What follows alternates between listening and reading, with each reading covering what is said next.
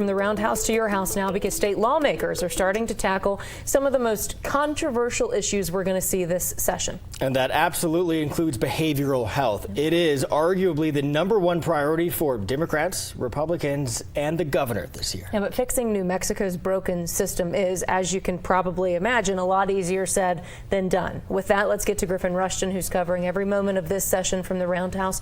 So, Griffin, lawmakers say they've been working on this complex issue for years now.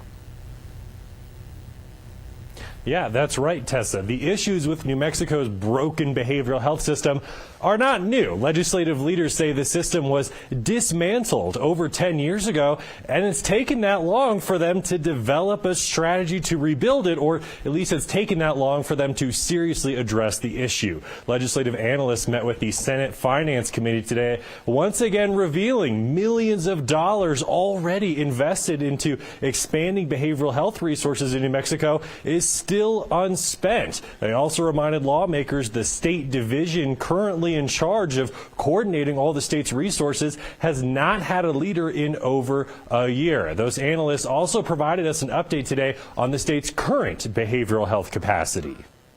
Right now, the state as a whole, and Eric can correct me if I'm wrong, has about 520 beds.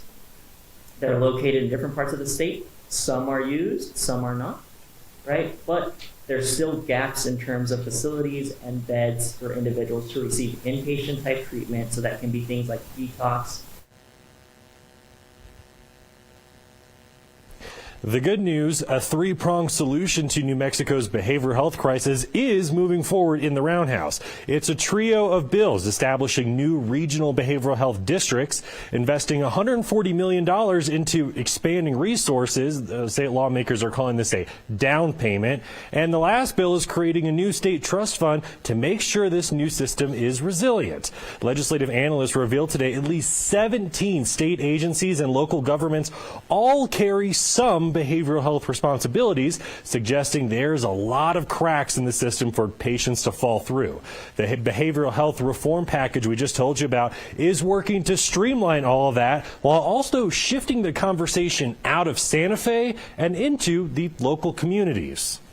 Up until now, everything in relation to behavioral health has been a top-down approach. State agencies, top-down, telling providers what to do, telling communities, oh, this is what you're going to do, because it's the one thing we got funded for from the legislature, and that's the only thing, right? We're taking the inverse of that. So now we're looking at the bottom up. What does the community need? What do the service providers, the patients, the advocates, the people, the boots on the ground, what have they identified as the critical needs within every region?